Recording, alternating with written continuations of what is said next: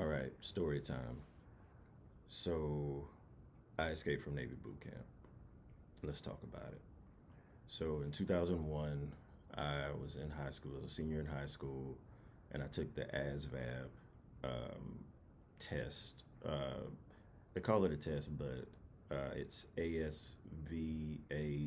It's the Armed Services Vocational Aptitude Battery. So, that's just pretty much how they assess military candidates. All right. So I did that, and the recruiters came down. They talked to us, and for me at home, my mom was always like, when you turn 18, you out of my house, no questions asked. So I had to decide if I was gonna go straight into college or do the military. But the recruiters approached me, and they were like, they just made the military plans and my personal plans sound really good together. Travel the world, get money for school, sounds good. All right, so I go to the airport in New Orleans and fly out to Great Lakes. So I fly into Chicago, Illinois, um, and then we get on a bus. It's me and a bunch of recruits, other Navy candidates, and it seems fine. We're on the bus and everything's cool, and then we're riding for like maybe like 40 minutes or so. Then we get where we're going. We're inside the naval base now, and next thing you know, like people are screaming and like get off the bus and all this other stuff. And I'm like, oh, okay. They didn't tell us about this. So people are yelling. They have what they called RDCs. They're recruit division commanders, and they're yelling. And like, get off my bus, get off my bus. So everyone's getting off the bus, and they're just in people's faces, like this close to them, like yelling. And I was like, all right, well, I'm gonna sit over here till it all dies down. So I got off the bus and walked to the back corner of the bus and just sat down.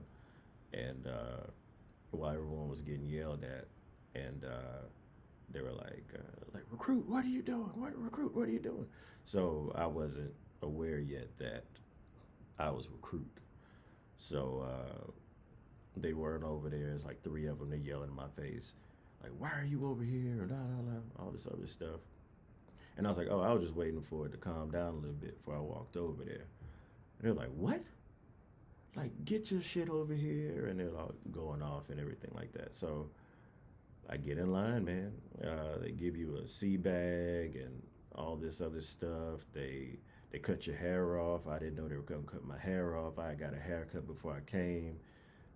This little Filipino lady, I'm sure everyone who went in the military knows about her, or went into the Navy knows about her, rather.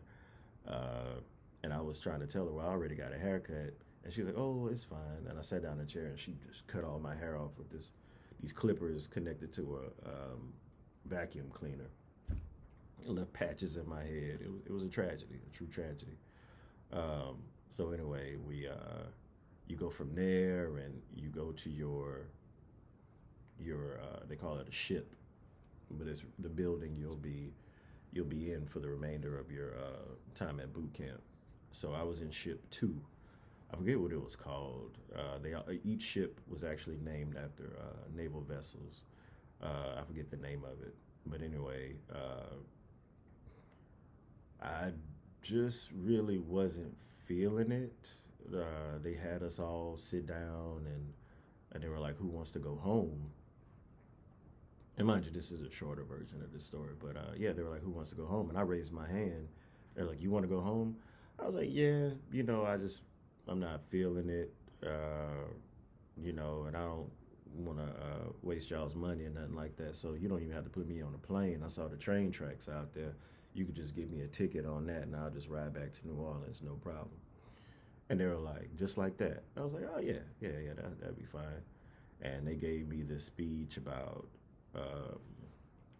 commitments and how I'll never be able to get a job at McDonald's McDonald's and stuff like that. But I was thinking, hell, I ain't trying to work at McDonald's anyway, so let's do it.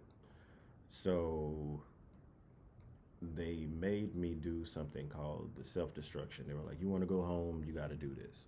So it's a list of exercises they wrote down, and you have to put on all of your uniforms and everything, and you have to finish all these exercises in 30 minutes. So it's like 200 sit-ups, 150 jumping jacks, you name it. It was on this board, but you had to do it all in 30 minutes. The first time I did it in 30 minutes and 17 seconds. The reason why they call it the self-destruction is because if you don't finish it in the 30 minutes, you have to start over. The second time I did it, I finished it in like 29 minutes and 46 seconds. So I'm thinking I did it, right? I'm in a pool of sweat, and the RDC leans over and says, "You're not going home."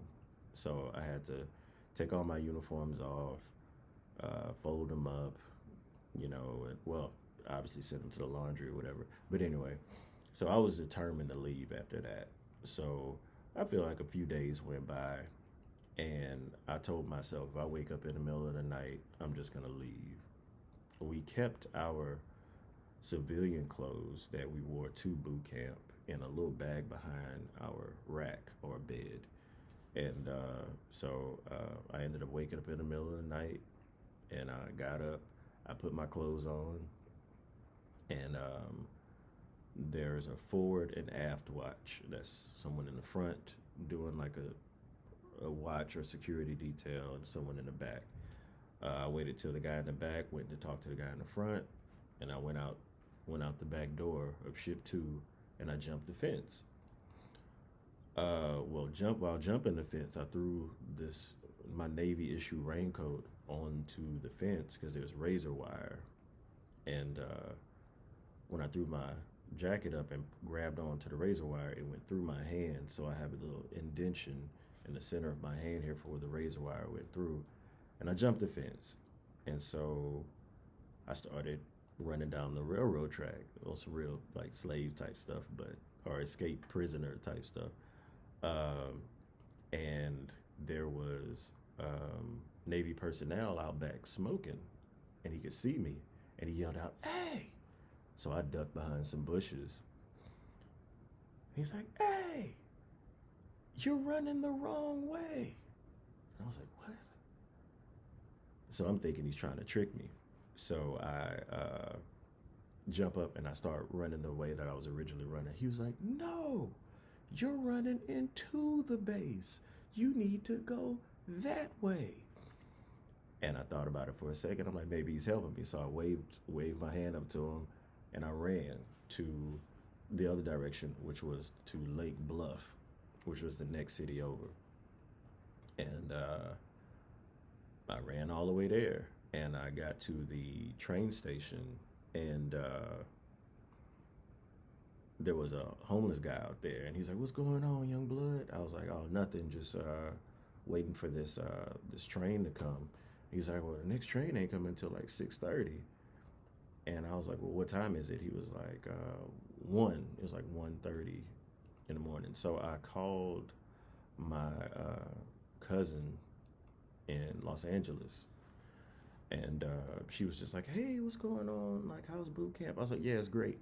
Look, I'm trying to get home." And she was like, "Oh, did you want me to get you a plane ticket or something?" I was like, "Yeah, could you?" So I'm in Lake Bluff. I'm on a payphone talking to my cousin who lives in Los Angeles, and she gets me a ticket to fly from Chicago to New Orleans. And she was like, "Well, how are you going to get to the airport?" And I was like, "Could you call me like a taxi or something?" So she called me a taxi. And I get in the taxi whenever it comes, and the taxi driver looks back at me, and he looked me up and down, and he was like, "I'm going to get you where you need to go, man." And I was like, "All right, cool." Whatever that was about. Got to the airport, Chicago O'Hare, and some hours later, I ended up flying out of Chicago. I bought a little first aid kit to take care of my hand. So I flew into New Orleans, and I wasn't planning on going home. I was just gonna lay low for a while and try to figure some things out. And so I had my friend call my house, and I said, "Hey, if my mom answers the phone, just hang up. If my sister answers the phone, tell her to bring me some clothes over to my cousin's house." My mom answers the phone, and my friend just started a conversation with her. He was like, "Hey, how you doing?" And she was like, "Hey." And he was like, "When's the last time you talked to G?" That's what my mom's called me. She calls me G. And she was like, "Where are you?" And he was like, "Oh, I'm at a payphone." And she was like, "You're at a payphone where?" And the payphone he was at was like less than a mile away from my house. And she was like, "You're at a payphone less from a mile away from my house, and you asked me when the last time I talked to my son?" And he was like, "Yeah, well, I gotta go." And he hangs up the phone. And I was thinking to myself, she knows I'm home. I eventually get to my cousin's house, and we get a hold of my sister. She brings me some clothes, and she was like kind of in tears, like happy to see me. And I'm feeling kind of relaxed. I got regular clothes now. I'm back in Louisiana. And so we get to my other friend's house, and as soon as I relax, the phone rings, and on the caller ID it said my mom's name, and I'm like, oh hell. And his mom comes into the room with the phone saying, "Hey, here, your mom wants to talk to you." Put the phone up to my ear, and she says, "You better have your ass in my house by 9 o'clock." So I just go ahead home, and she was crying too, saying, "I knew you weren't gonna stay."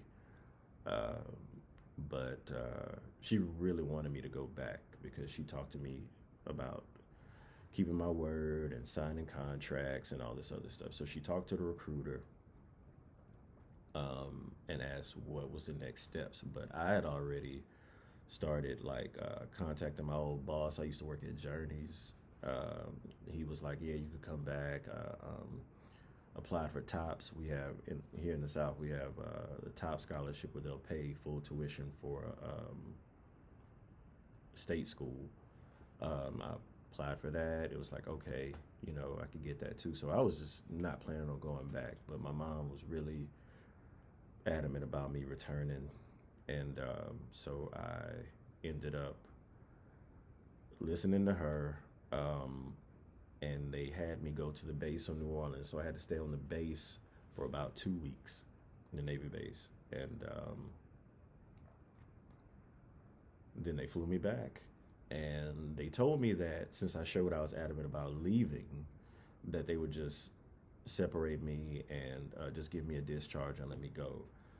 Turns out that they just wanted to get me back because I had to go to like a hearing, and the senior chief, who was the highest enlisted member of the recruit division commanders, kind of went to bat for me.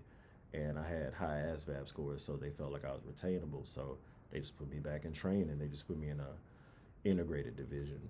And I ended up graduating around the same time or close to the same time that I would have even if I would have stayed. So